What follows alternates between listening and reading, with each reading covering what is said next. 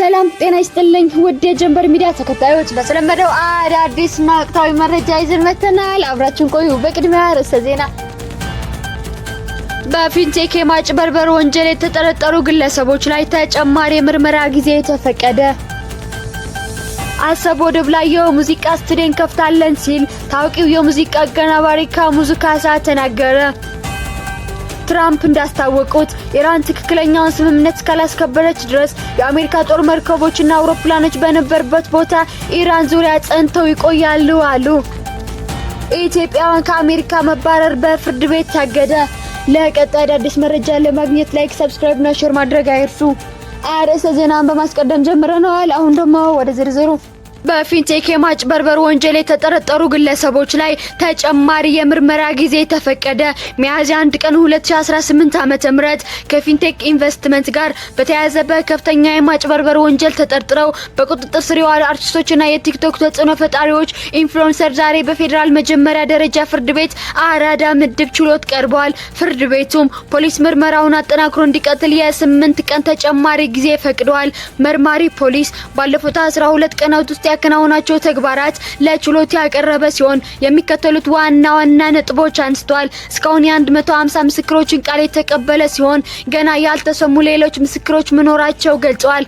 12 የመንግስትና የግል ሚዲያዎች እንዲሁም በሀገሪቱ የሚገኙ ሁሉም ባንኮች በጉዳዩ ዙሪያ ያላቸው መረጃ በጽሁፍ እንዲያቀርቡ መጠየቁን አብራርተዋል። እያንዳንዱ ተጠርጣሪ በወንጀል ድርጊት ውስጥ የነበረው ሚናና ያገኘው የጥቅም ትስስር ላይ ዝርዝር ማብራሪያ አቅርቧል። ፖሊስ በቀሪ የምርመራ ስራዎች ምክንያት ተጨማሪ 14 ቀናት እንዲሰጠው የጠየቀ ቢሆንም ፍርድ ቤቱ የሁኔታው አሳሳቢነት በመገምገም 8 ቀናትን ፈቅዷል። በተጠርጣሪዎች በኩል የቀረቡ ጠበቆች ደንበኞቻቸው በዋስ እንዲፈቱ አጥብቀው ተከራክረዋል። የጥበቃ ቡድኑ ባቀረበው መከራከሪያ ቀሪ የምርመራ ስራዎች ተጠርጣሪዎቹ በእስር ላይ መቆየታቸው የግድ እንደማይሉ፣ ተጠርጣሪዎቹ የቤተሰብ አስተዳዳሪ መሆናቸውን፣ አንዳንዶቹም ከፍተኛ የጤና እክል ያለባቸው መሆኑን በመጥቀስ የዋስትና መብት እንዲከበር ጠይቋል። የግራ ቀኙን ክርክር የመረመረው ችሎቱ ፖሊስ እስከ ሚያዝያ 9 ቀን 2018 ዓ.ም ድረስ ምርመራውን አጠናቆ እንዲያቀርብ ትዕዛዝ ሰጥቷል።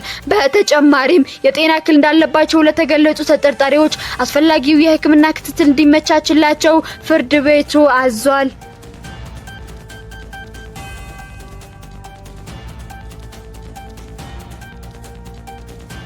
አሰብ ወደብ ላይ የሙዚቃ ስቱዲዮ እንከፍታለን ሲል ታዋቂው የሙዚቃ አቀናባሪ ካሙዙ ካሳ ተናገረ። ኢትዮጵያ በቅርቡ ወደብ እንደምታገኝ ታዋቂው የሙዚቃ አቀናባሪ ካሙዙ ካሳ ተናግረዋል። በግንቦት ወር በሚደረገው ሀገራዊ ምርጫ አዲስ አበባ ከተማ ምክር ቤት ለመግባት የሚወዳደረው ካሙዙ አሰብ ወደብ ላይ የሙዚቃ ስቱዲዮ እንከፍታለን፣ የሙዚቃ ክሊፕም እንሰራለን ብለዋል። ካሙዙ ለዘንድሮ ምርጫ እጩ መሆኑ ከታወቀ በኋላ በሰጠው ኢንተርቪው መንግስት በጦርነትና ችግር ውስጥ ሆኖ ሀገር እየለወጠ ነው ብለዋል። ይህን አለመደገፍ የጤና ችግር ነው ሲል ገልጾታል። አክሎም ገዢው ብልጽግና ፓርቲ አለመደገፍ ለቁጭት ሊዳረግ ይችላል ሲል አስጠንቅቋል። እኔ የማምነው አብሮ በመስራትና ለውጥም ካለ አብሮ ለውጥ ማምጣት፣ እዚህ ታሪክ ላይ መስራት በጣም ታሪካዊ ጊዜ የሆነ ነው ለኔ እና እዚህ ታሪክ ወደፊት መሳተፍ የተሻለ ነው። በኋላ ስንተች መንግስት ከተቀየረ በኋላ ለይቅርታ ማይመች ተሸውጄ ነበር ለማለት አይመችም ብለዋል። የሙዚቃ ባለሙያው በዚያ 5 ዓመት ውስጥ በዚህ ጦርነት በዚህ ችግር ውስጥ ሀገር የተቀየረ የተለወጠ ያየ እውነት እዚያ ላይ የሆነ ነገር ከላድርግ ካላልክ የጤና ችግር ካልሆነ በስተቀር ትልቅ እድል ነው ሲል ተናግረዋል። ካሙዙ አክሎም አሁን ላይ በገዢው ፓርቲ የተሰሩ ስራዎችን ማጣጣል አያስፈልግም ብለዋል።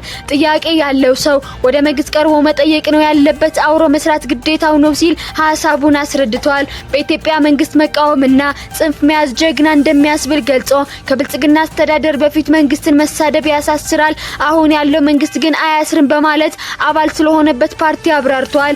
እዚህ ሀገር ስትቃወም ነው ጀግና የምትባለው፣ ስትደገፍ ግን ሀገር ወዳድ አይደለህም። መደገፍ ግን ሀገር ወዳድነት ነው።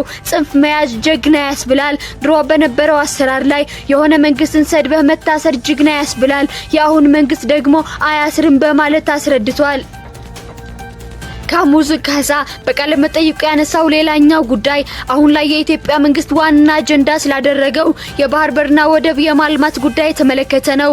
ኢትዮጵያ በቅርቡ የአሰብን ወደብ እንደምታገኝ ጠቁሟል። በዚህ ወደብ ላይ የሙዚቃ ስቱዲዮ እንደሚከፍትም አሳውቋል። ኢትዮጵያ በጣም ትልቅ ሀገር የምትሆንበት ዘመን እየመጣ ነው። ወደብ በቅርቡ እንገኛለን። ቀይ ባህርም እዛ ስቱዲዮ እንከፍታለን፣ ክሊፕ እንሰራለን። እዚህ ላይ ሁሉም ኢትዮጵያውያን ይመለከተዋል። ሁሉም ሰው ቀለል አድርጎ ማየት የለበትም። ኢትዮጵያ ወደብ አልባ መሆኗ በጣም ተራ ነገር አይደለም ማለቱን ኢትዮ ሰምቷል።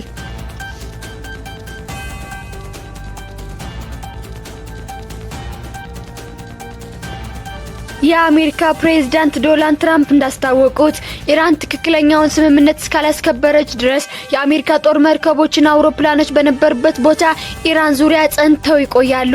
ኢራን የአሜሪካ ወረራ ካበቃና እስራኤል በሊባኖስ ላይ የምታደርገውን ጥቃት ካቆመች የሆርሙዝ ሰርጥን ክፍት እንደምታደርግ ገልጻለች። የኢራን ባለስልጣናት ሆርሙዝ ሰርጥ ዓለም አቀፍ ውሃ ሳይሆን በኢራንና በኦማን ቁጥጥር ስር ያለ ቀጠና ነው በማለት ይከራከራሉ። በተጨማሪም ኢራን በመደበኛው የመርከብ መስመር ላይ የአደጋ ቀጠና የሚያሳይ ካርታ አውጥታለች። ይህም አካባቢ በፈንጂ ሳይሞላ እንዳልቀረ ስጋት ፈጥሯል። ኢራን ስምምነቱ የማታከብር ከሆነ ተኩስ ይጀመራል በማለት ዶናልድ ትራምፕ አስጠንቅቀዋል። ጥቃቱ ግን ከነዚህ ቀደም በበለጡ ትልቅና ጠንካራ እንደሚሆን ተናግረዋል። ትራምፕ ከተኩስ አቁም ስምምነት ጋር በተያያዘ የኢራን መግለጫዎች የሐሰት ንግግሮች በማለት ውድቅ ያደረጉ ሲሆን ስምምነቱ የኒውክሌር መሳሪያዎች ሙሉ በሙሉ ማስወገዱን እንደሚጨምር አሳስበዋል። በአሁኑ ወቅት በሁለቱ ሀገራት መካከል የሚደረገው ንግግር ለማስተናገድ የፓኪስታን ዋና ከተማ ኢስላማባድ እየተዘጋጀች ትገኛለች። በአሁኑ ወቅት በአሜሪካና በኢራን መካከል ያለው ሁኔታ በጥይትና በንግግር መካከል ያለ ቀጭን መስመር ነው። ኢራን የዓለም 20% የነዳጅ ፍላጎት የሚያልፍበት የሆርሙዝ ሰርጥን እንደ መደራደሪያ እየተጠቀመችበት ሲሆን ትራምፕ ደግሞ በወታደራዊ ኃይል ጫና ለማሳደር የሞከሩ ይገኛሉ። ይህ ሁኔታ በዓለም አቀፍ የነዳጅ ዋጋና በኢኮኖሚው ላይ ከፍተኛ ተጽዕኖ ሊያሳድር እንደሚችል ይጠበቃል።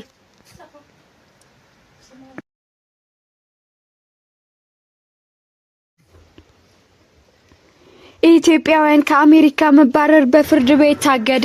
የአሜሪካ ፌደራል ፍርድ ቤት የትራምፕ አስተዳደር በኢትዮጵያውያን ላይ ያስተላለፈው የጊዜያዊ ከለላ ፈቃድ ቲፒኤስ የመሰረዝ ውሳኔ ውድቅ አደረገው።